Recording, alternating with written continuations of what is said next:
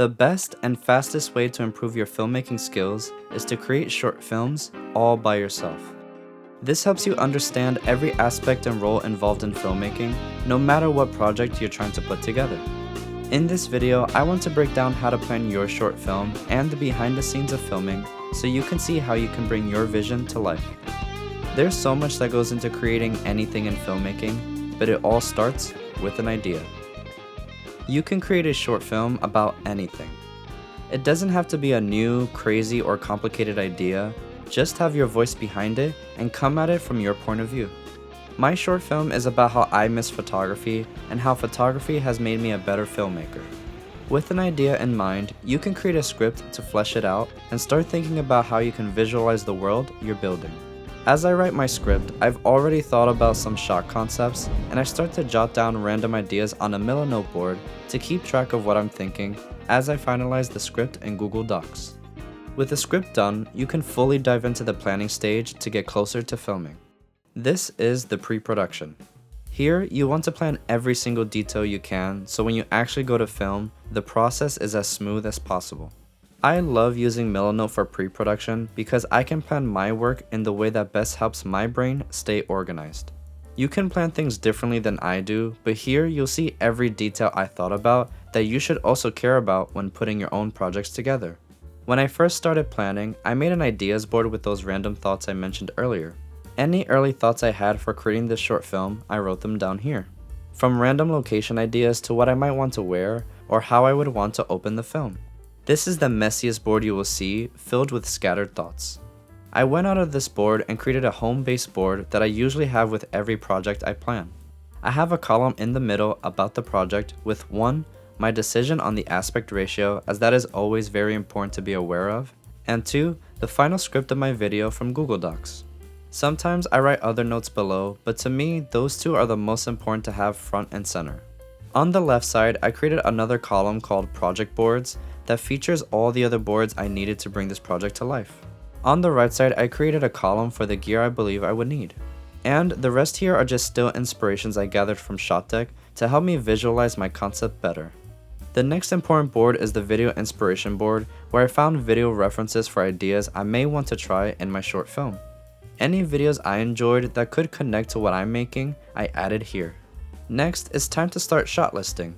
I broke up my script into 5 sections, so when I go to shot list, it's not one long list that I could get lost in. I prefer to make a list of shots, but if you like storyboarding, that's another route you can take.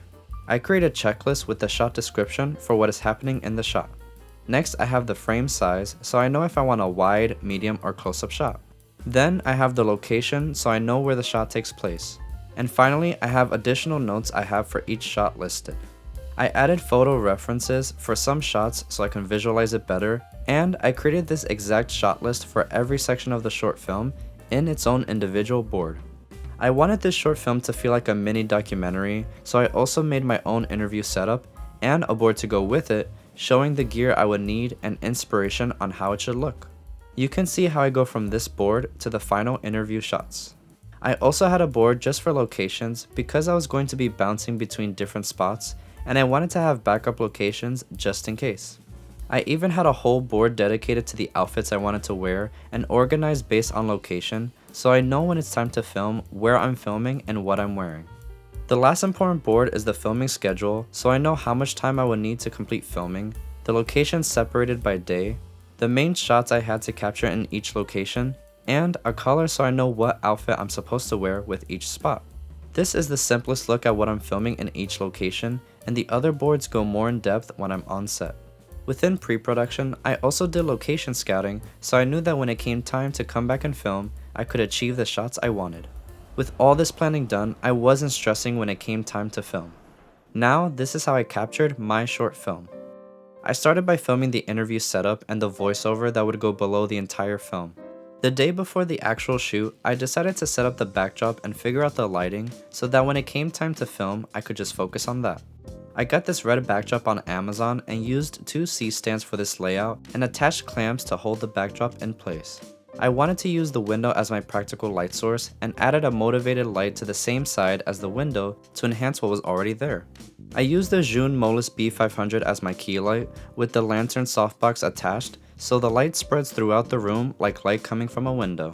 I also liked the idea of adding some visual interest behind me on the backdrop, so I used the Nanlite FC120B with a projection mount attached and added a gobo to get this design in my lighting. I used the practice day to also figure out the 3 different camera angles I wanted in my talking head, and in the planning stage, I already knew when each angle should be used for the different lines in my dialogue. I added a black bounce on the camera's right side to add some contrast with negative fill, and I used the Sennheiser MKE400 mic to record my voice, which I'm also using right now. All that was left to do was film the talking parts and the voiceover so that I could pace the film through my words.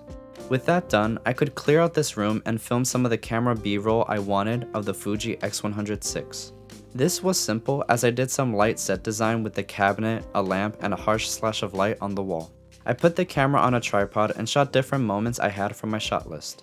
In this space, I also filmed top-down shots of my very first camera, as I mentioned in my short film. All I needed were different props to decorate the table surrounding the camera.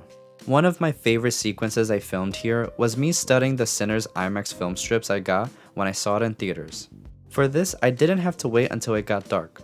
I simply used the black bounce I had to block the light out from reaching the camera. I got a tracing table on Amazon as a prop to be my table light, as you need light behind the film strips to see the image. I did increase the ambient lighting with the Godox ML80 bylight so the shot wasn't completely blacked out, and I put my camera on the Axoon Top Rig S60 slider to get a push in while I turned on the tracing table to open the scene. You can see that while filming, I have my Milano board open with the shot list so I can check off the shots I film. I also got a prop magnifying glass for some shots, and I am really happy with how this sequence came out. Next, it was finally time to film outside. The first stop was Central Park for the opening sequence. I woke up early in the morning to get that nice sun glow in my shots to start the film. Everything here was on a tripod shot on the Sony a7 IV with a 24-70mm GM1, and having an external monitor helped make filming myself easier when I had to step away from the camera. Since everything was planned out, this was such a chill morning that took about 2 hours or less to film. I also walked around afterwards to get different B-roll shots throughout the park for the very beginning of the film. I took a break in the middle of the day, and at 7 PM I went to Queens to film the exterior train sequences I had in mind in 2 subway stations. Queens has some of the best views from their stations, and it's great because no one really cares if you're filming as long as you're not in the way. The first stop was in Astoria, and the second was in Sunnyside. After getting the exterior shots, I went to Herald Square for this one shot I've been thinking about for a couple years now with these escalators, and I called it a night. The next day, I went to the Manhattan Bridge on the Brooklyn side, and I waited until sunset because I wanted a blue hour look for one shot in my film. I wanted the shot to be slightly tilted on my tripod with the horizon not straight, and I really loved how it came out. I called it an early night as the next morning was an early sunrise shoot to get this view of Manhattan from Jersey City. This was such a beautiful spot, and the lighting was just right, as you can see from the results. That same morning, I traveled back into the city to get shots of me in the streets.